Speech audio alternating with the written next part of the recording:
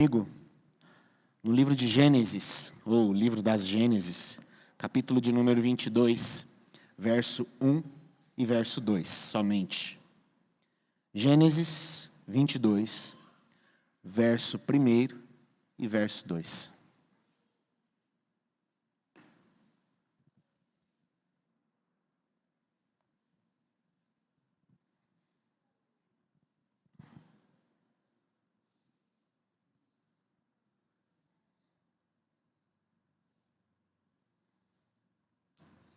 Momento importante onde nós ouviremos a exposição da palavra.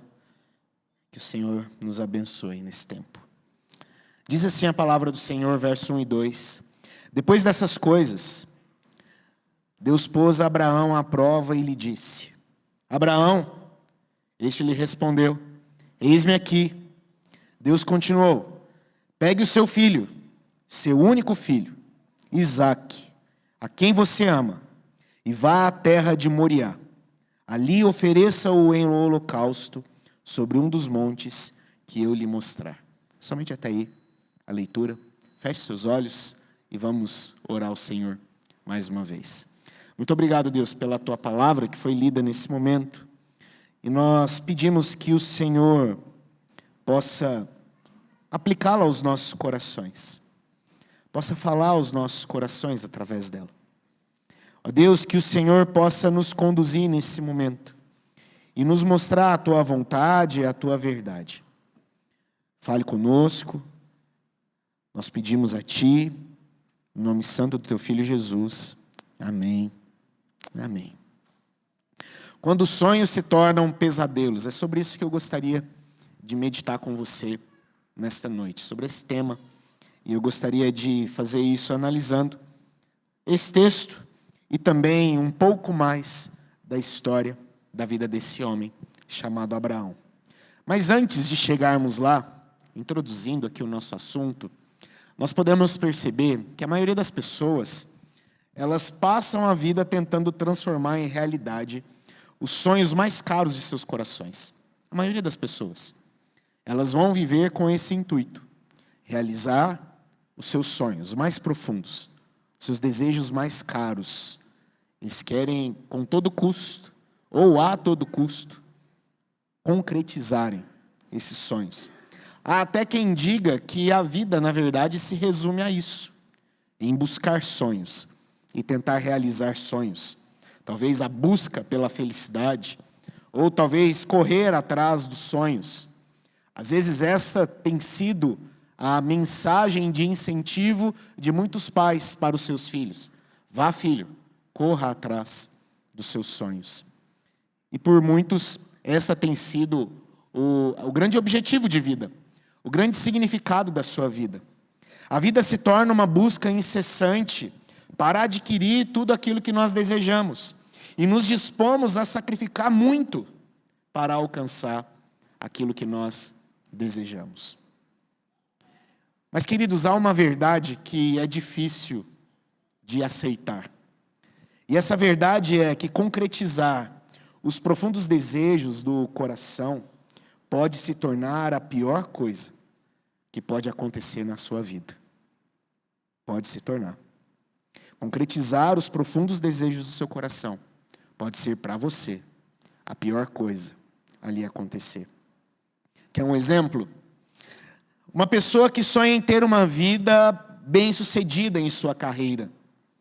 Concretizar o seu sonho pode fazer dela alguém obstinado por trabalho, ao ponto que ela não tem tempo para ela, não tem tempo para a família, não tem tempo para nada. Se tornou escravo do seu trabalho. Quer um outro exemplo? Uma pessoa que sonha em ter filhos.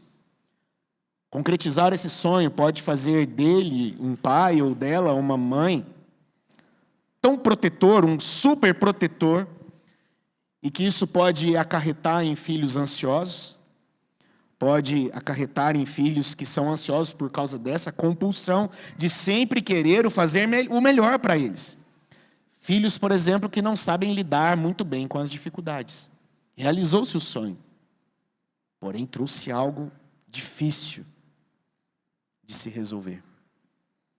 Por isso, a verdade, às vezes difícil de aceitar, é essa. Concretizar os profundos desejos do nosso coração pode não ser a melhor coisa que nos aconteça.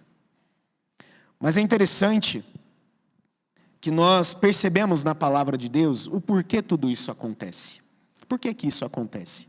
Isso acontece, queridos, porque a idolatria, ela se torna algo inevitável. A idolatria se torna algo inevitável. E o apóstolo Paulo nos responde isso na sua carta aos Romanos, capítulo 1, verso 24 e verso de número 25. Veja o que Paulo nos diz nesse texto. Por isso, Deus os entregou à impureza, pelos desejos do coração deles, para desonrarem o seu corpo entre si. Eles trocaram a verdade de Deus pela mentira, adorando e servindo a criatura em lugar do Criador, o qual é bendito para sempre. Amém. Veja bem o que Paulo diz no verso de número 24. Ele diz que uma das piores coisas que Deus pode fazer é entregar os homens aos seus próprios corações.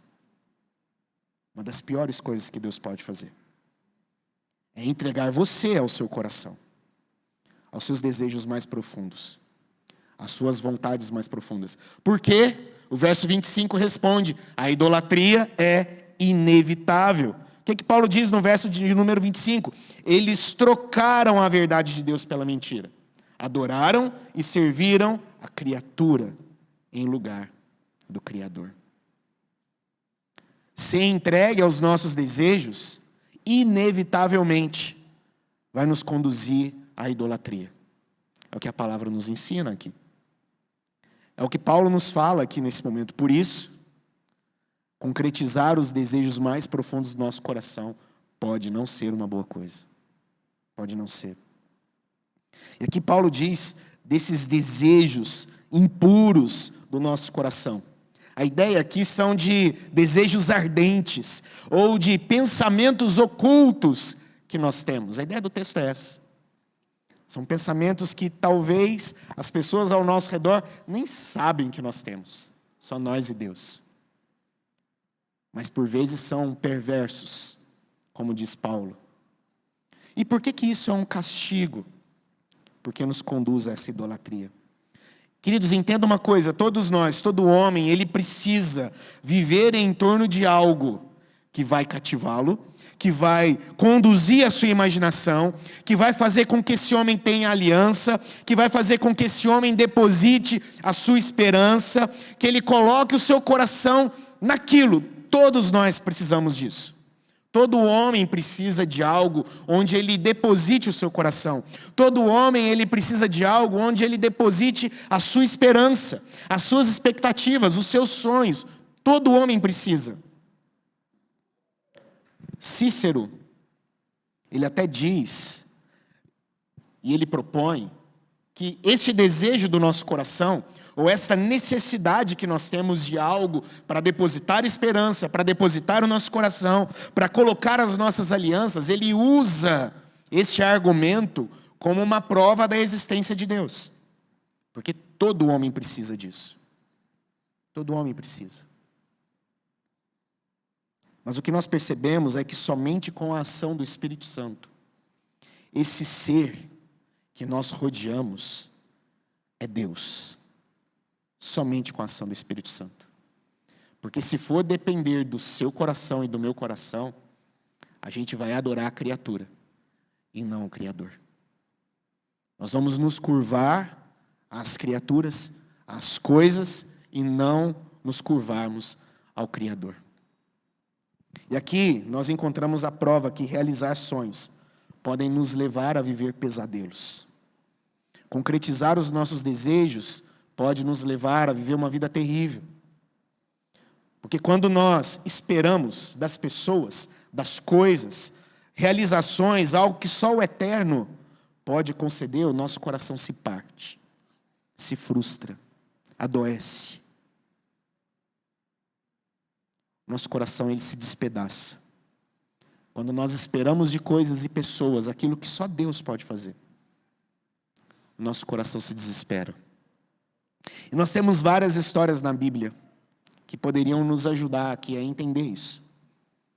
Nós poderíamos olhar para as Escrituras e perceber vários personagens que poderiam nos ajudar a entender essas verdades.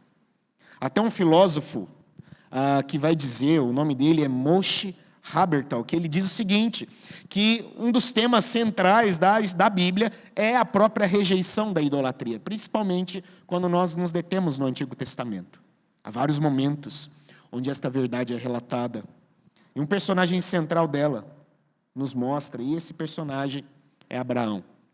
A gente percebe muito bem na vida desse homem como Deus trabalhou, como a sua vida, apesar de várias dificuldades, foi um final que conduz esse homem à galeria de heróis da fé. Uma história maravilhosa. Um homem com um sonho, ter um filho. Um desejo profundo, que contrariando toda a realidade, foi alcançado. Toda a realidade. Você conhece a história dele. Avançado de idade. Sua esposa, avançada de idade. Sua esposa, estéril. Tudo cooperava para que o sonho de Abraão não se concretizasse. Mas, contrariando toda a realidade, esse sonho foi alcançado. Mas eu gostaria de olhar um pouquinho para o que acontece nos primeiros momentos da história desse homem. Quando esse homem, ele aparece nas Escrituras. Vamos lá para Gênesis, capítulo de número 12, verso 1 e 2. Nós temos o primeiro chamado de Abraão. Perceba o que o texto diz. O chamado, ele se inicia com uma ordem. O Senhor disse a Abraão: sai da sua terra, da sua parentela e da casa do seu pai, e vá para a terra que lhe mostrarei. Farei de você uma grande nação, e o abençoarei, e engrandecerei o seu nome. Seja uma bênção. Ele tinha que sair e ir para um lugar que Deus lhe mostraria.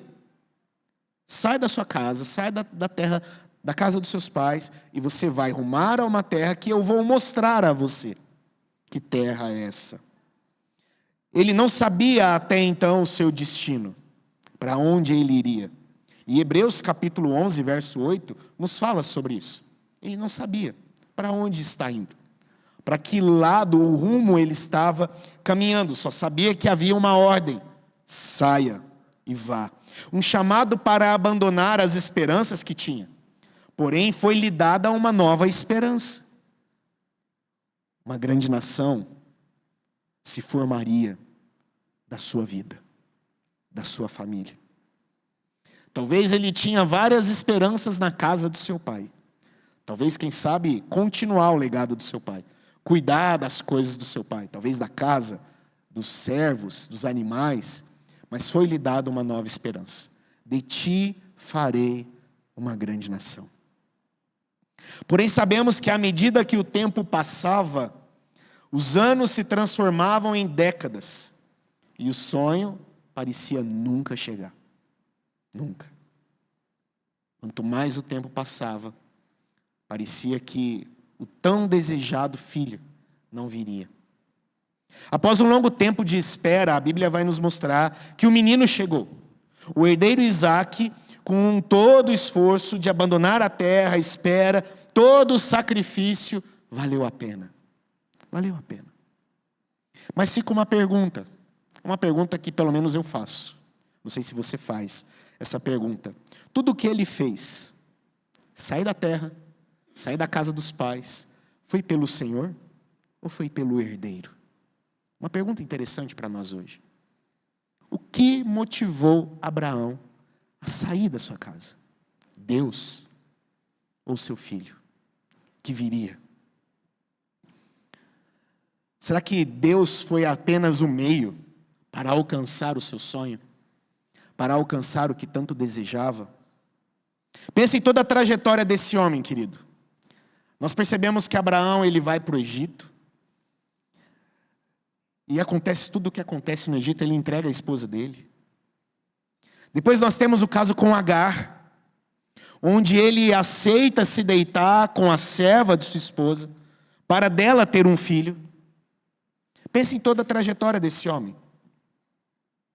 Trajetória de alguém que tinha paz? Será a trajetória de alguém que tinha humildade, a ousadia e o equilíbrio que vem sobre aqueles que confiam em Deus e não nas circunstâncias? Será que assim era Abraão? Uma pergunta que nós precisamos fazer. Porque a trajetória desse homem não nos mostra isso. Não nos mostra isso. Na verdade, nós percebemos um homem ansioso, querendo o quanto antes cumprir a promessa de Deus. Não se importando em entregar a sua esposa para se casar com outro homem. Abraão aprendeu a amar a Deus, isso é verdade. Ele aprende isso. Mas somente por quem ele é e confia nele, não somente por aquele que pode vir do Senhor. Abraão vai aprender isso. Mas ele não aprende agora nesse seu primeiro chamado. Por isso acontece na vida desse homem um segundo chamado, que foi o texto que nós lemos aqui agora. Capítulo 22, verso 1 e verso 2. O segundo chamado, talvez quando você leu todo o livro de Gênesis, capítulo 12 até o capítulo 21, você pensou que o nascimento de Isaac foi o ápice da história de Abraão. Na verdade, quando nós começamos a ler a história de Abraão, nós ficamos também na expectativa da vinda desse menino, desse sonho que eles queriam realizar, esta esperança que eles queriam ter. Nós também ficamos com essa expectativa. E quando Isaac nasce, nós pensamos então ter chegado no ápice da história desse homem. Pronto, Abraão já cumpriu o que tinha que cumprir, agora ele pode sair de cena e começarmos a história de um outro personagem. Mas não, não é isso que acontece. O ápice da vida desse homem se chega aqui no capítulo 22, verso 1 e verso 2. É o que vai fazer de Abraão ser o pai da fé. É o que vai fazer e tornar Abraão um herói da fé. É o que acontece em Gênesis 22 em diante. Depois dessas coisas, o texto nos diz, que nós lemos: Deus pôs Abraão à prova, diz a palavra do Senhor. E lhe disse: Abraão. E ele lhe respondeu: eis-me aqui. Deus continuou: pegue o seu filho, o seu único filho, Isaque, a quem você ama, e vá à terra de Moriá, ali o ofereça em holocausto sobre um dos montes, mais uma vez, que eu vou lhe mostrar. Assim como ele saiu, sem saber para que terra iria, ele sai mais uma vez, sem saber para que monte iria, mas com uma ordem: pegue o seu filho e ofereça em holocausto a mim. Deus pede a Abraão que lhe entregue Isaque como holocausto. Uma pergunta, querido: será que você compreende o real motivo de Abraão ter que entregar agora Isaque? Você consegue compreender? Você consegue entender o real motivo? O que de fato Deus ensina a esse homem? É um tanto quanto difícil, porque numa cultura individualista como a nossa, numa cultura como a nossa, é bem difícil de entender toda esta história. Às vezes parece algo cruel. Deus pedir um filho parece algo cruel demais. Mas é interessante que, quando nós olhamos para o contexto histórico, nós percebemos algo diferente. O que é difícil entender olhando para a nossa vida. O que é difícil entender a partir do nosso contexto. Por quê? Como eu disse, vivemos num contexto individualista. O foco das nossas vidas está nos nossos êxitos. A gente vê uma pessoa, se ela é bem-sucedida ou não, pelos êxitos dela. Aquilo que ela conquistou, aquilo que ela recebeu, aquilo aonde ela chegou, as suas condecorações, os seus títulos, as suas aprovações. Isto mostra para nós êxitos. Isto mostra para nós o quão importante é aquela pessoa. No mundo antigo, isso é diferente. No mundo antigo, as coisas estão focalizadas nos primogênitos, porque a família continua por causa do primogênito. O legado continua por causa do primogênito. A história, ela continua por causa do primogênito.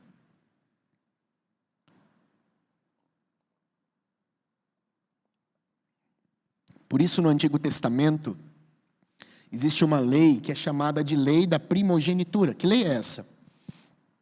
Toda a esperança de uma família estava no primogênito. Na verdade, ele era o futuro. Entregar o primogênito é o mesmo que pedir os olhos de um artista visual, de um fotógrafo. Entregue-me os seus olhos. Ele não pode fazer mais nada. O seu trabalho acaba. Pedir um primogênito é a mesma coisa. Acabou-se a família, acabou-se a esperança, acabou-se o legado. E agora, o que será de nós? Por isso, tanta expectativa no mundo antigo com os primogênitos, e principalmente com que eles fossem, no mundo antigo, homens, para continuar todo o legado da família. Por isso, nós precisamos entender o contexto do Antigo Testamento, cultural do povo do Antigo Testamento.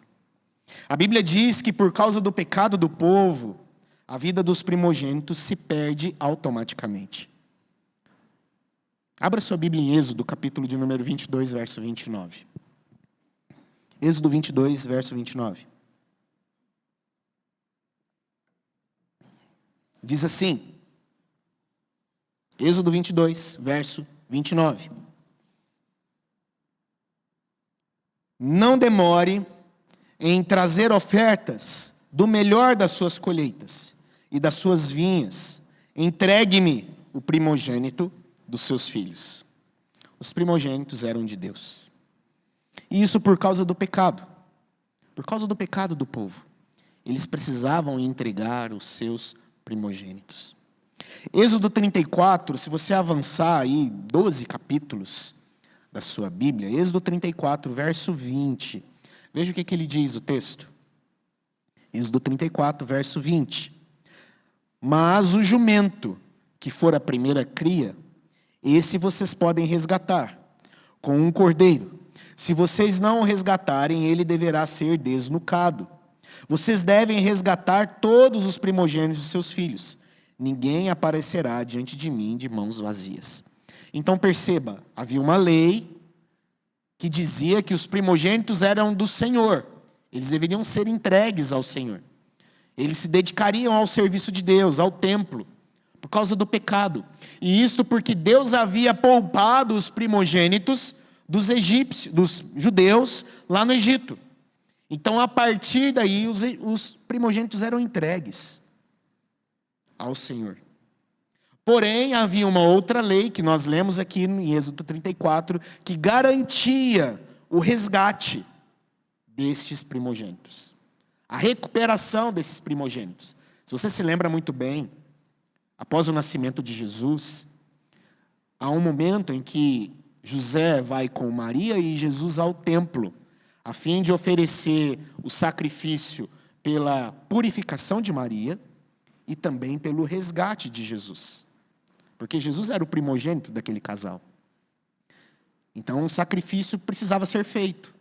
E havia ali, se a família tinha condições, ela levava uma ovelha, um cabrito. Se não tinha condições, levava um pássaro. Havia uma regra, uma lei estabelecida com respeito a isso. Os levitas, por exemplo, eles entregavam seus primogênitos ao serviço do templo. Está lá em Números, capítulo 3, verso 40 e verso 41. O juízo no Egito teve como ato final a morte dos primogênitos. Entenda que quando Deus declara aqui, queridos, que a vida dos primogênitos lhe pertencia, Ele aplica juízo aos egípcios pela morte dos primogênitos. Ele está dizendo o seguinte, ele está dizendo de uma maneira bem vívida, que toda a família na terra tinha uma dívida para com a justiça eterna. A dívida do pecado. Toda a família na terra tem uma dívida eterna com o Senhor.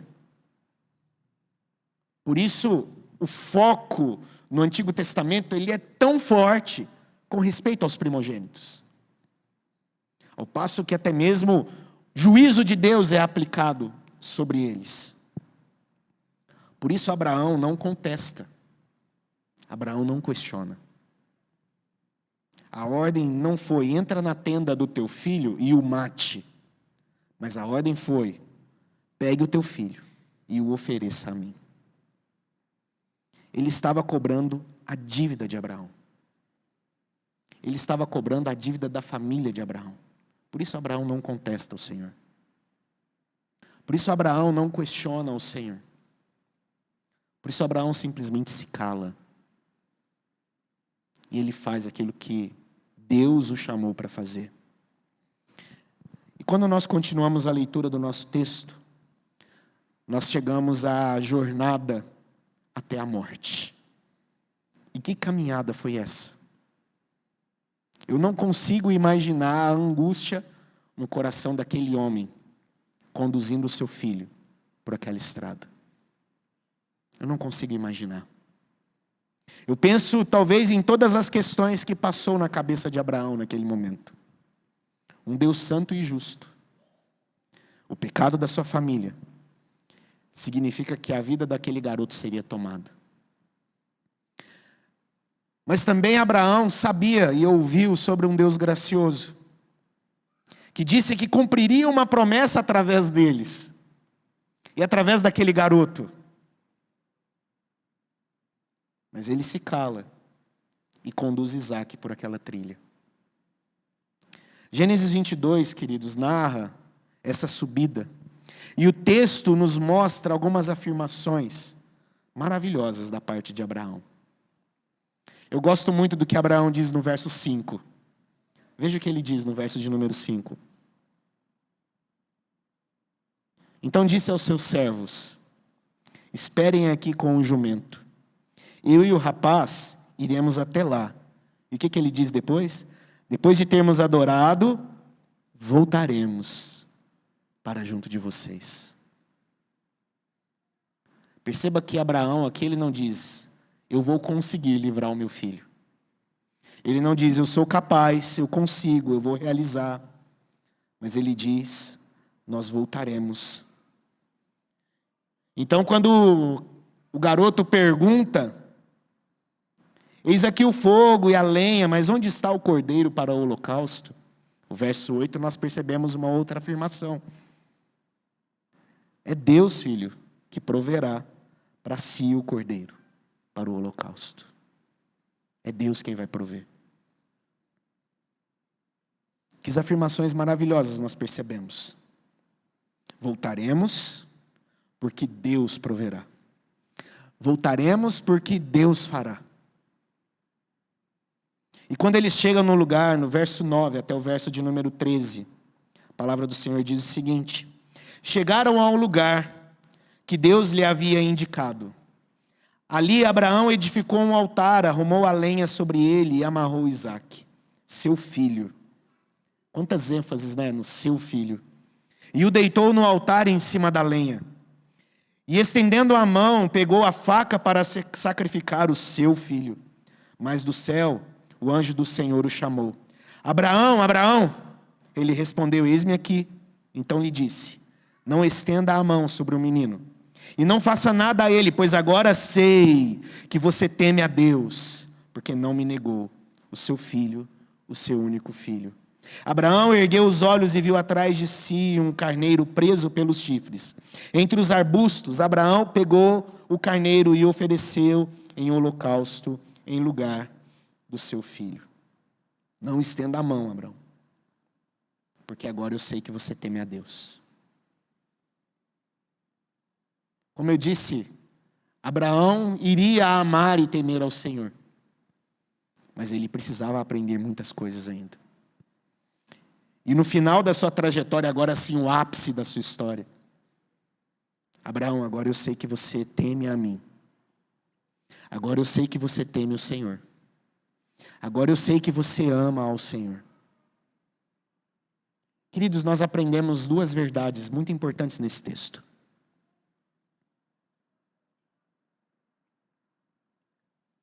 E eu gostaria de encerrar com essas aplicações. A primeira delas é o perigo das melhores coisas do mundo. Elas são perigosas. E nós precisamos tomar cuidado com isso. nós precisamos nos atentar a isso. Em Abraão, nós percebemos os perigos das melhores coisas do mundo. O tratar rígido, porém gracioso de Deus.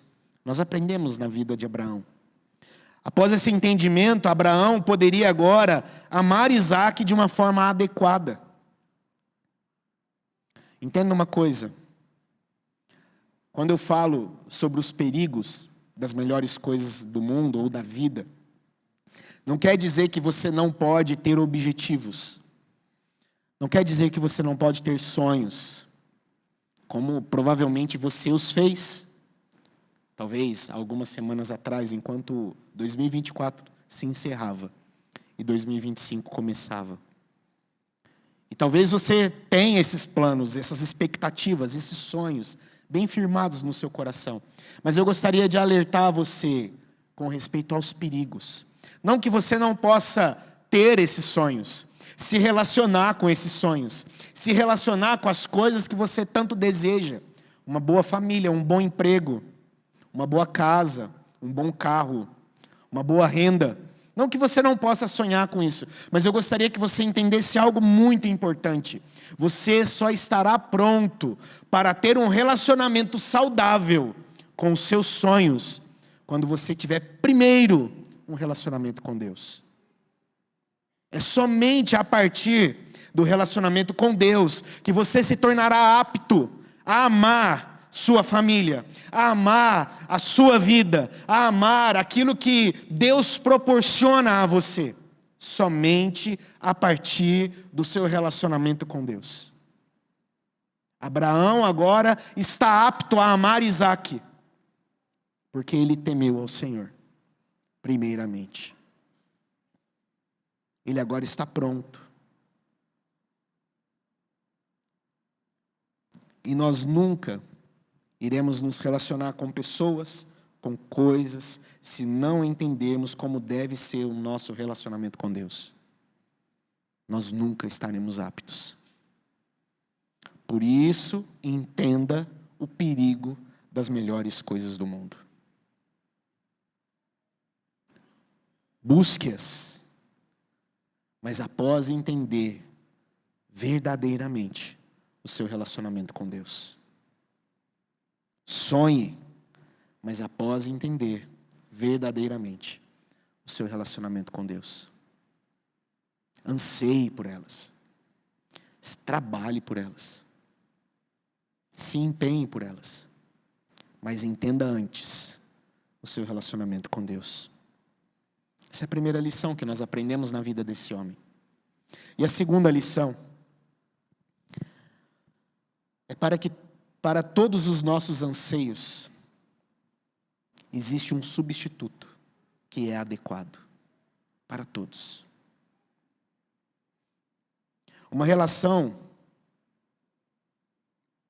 Existe uma relação com algo que Abraão ainda não sabia. Ainda não sabia. Muito tempo depois, muitos anos depois, naquela mesma região montanhosa, um outro primogênito seria estendido para morrer. Um outro. Naquela mesma região. Naquelas mesmas proximidades.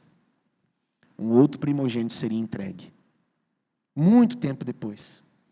No Calvário, queridos, o amado Filho de Deus clamou: Deus meu, por que me desamparaste?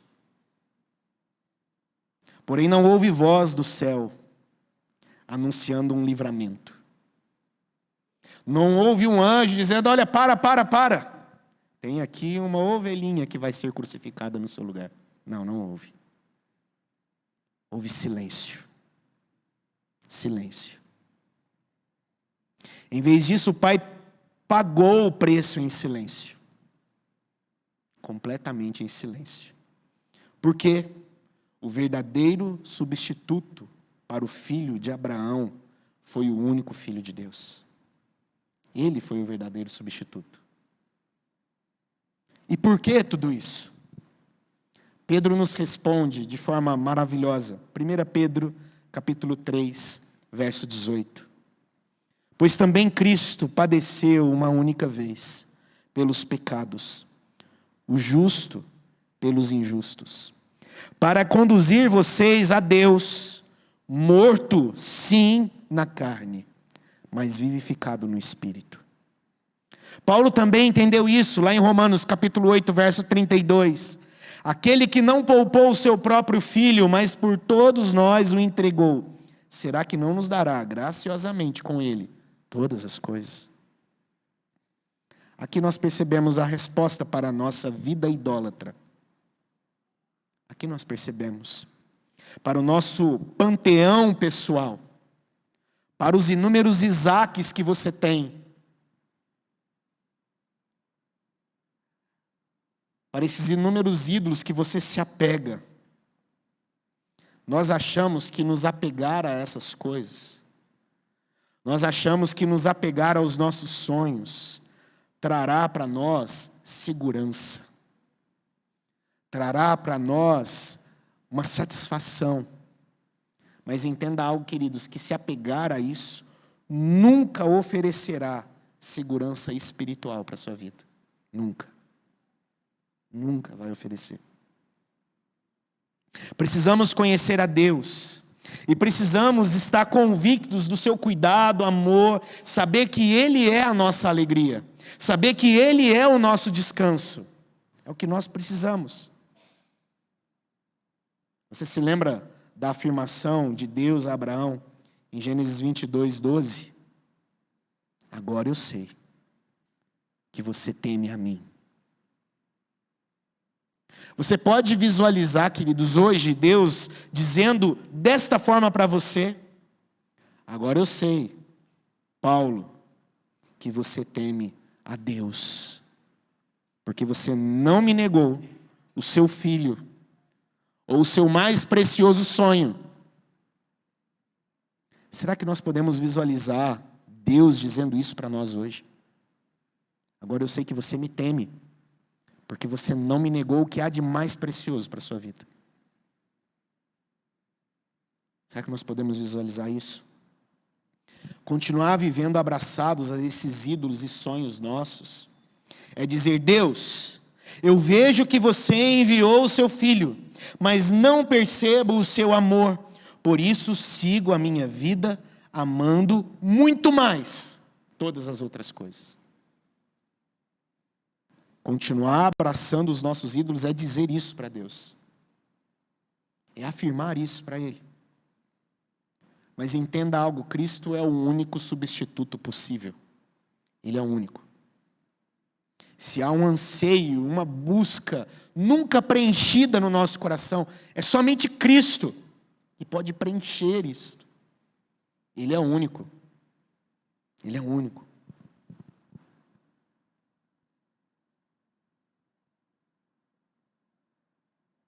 Você já reparou que a maioria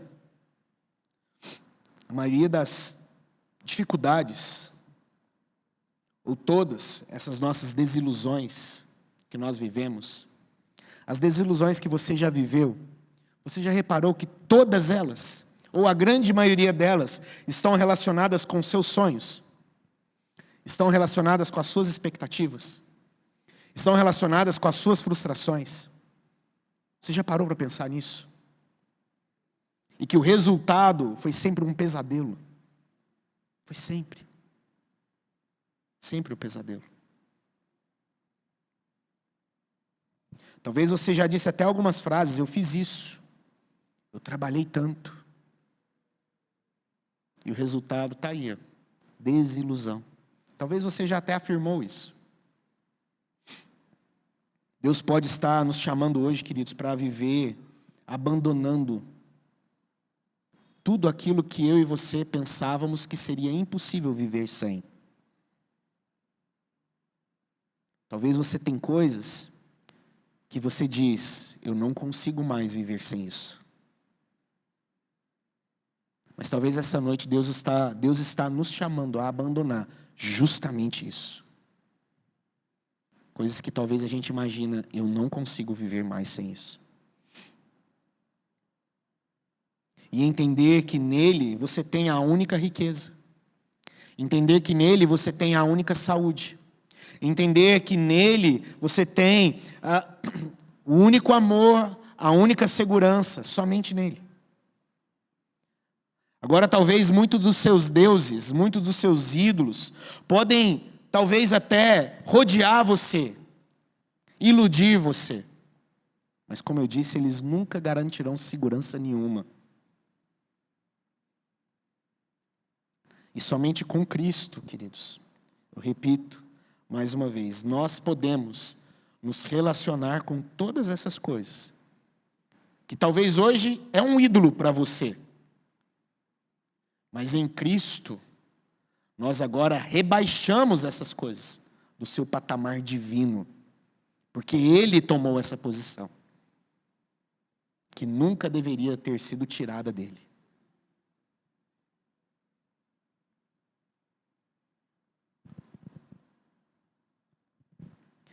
Entenda que não é simplesmente uma renúncia. Estou renunciando a esses meus deuses, não. É abandono. Abandono. É abandoná-los de uma vez por todas, do seu patamar divino, do seu patamar de divindade no seu coração. Esse é o chamado para nós. Abandonar os nossos ídolos. Abandonar coisas que nós imaginamos que nunca iríamos conseguir viver sem elas. E entender que existe um substituto, somente um possível, adequado, perfeito, para as nossas vidas e para o nosso coração. Que Deus nos abençoe, queridos. Somente no Senhor, os nossos sonhos continuam sendo sonhos. Somente no Senhor. Fora do Senhor, os nossos sonhos continuarão se tornando pesadelos. Que os nossos sonhos sejam vividos nele, buscados nele, todos os dias, em nome de Jesus. Vamos ficar de pé nesse momento. Nós vamos orar ao Senhor.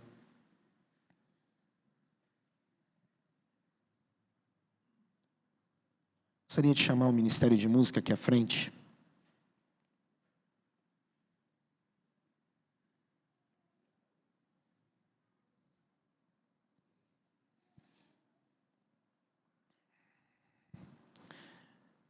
Eu gostaria que você colocasse a sua vida diante do Senhor nesse momento. E assim como nós fizemos na nossa liturgia, você vai ter um tempo para orar por você mesmo. E colocar diante do Senhor esses seus sonhos, essas suas esperanças, que talvez tenham sido buscadas longe de Deus. Realizações que você tanto almejou, mas que hoje se tornaram pesadelos, porque não tinham Deus no centro, no meio. Coloque seu coração diante de Deus nesse momento. Você terá um tempo para orar por você. E pedir ao Senhor que nele os seus sonhos continuem sendo sonhos. Que ele seja o substituto único para a nossa vida e para o nosso coração. Que a nossa expectativa, a nossa esperança não seja requerida e esperada das pessoas e das coisas, mas nele e somente nele. Ore nesse sentido agora.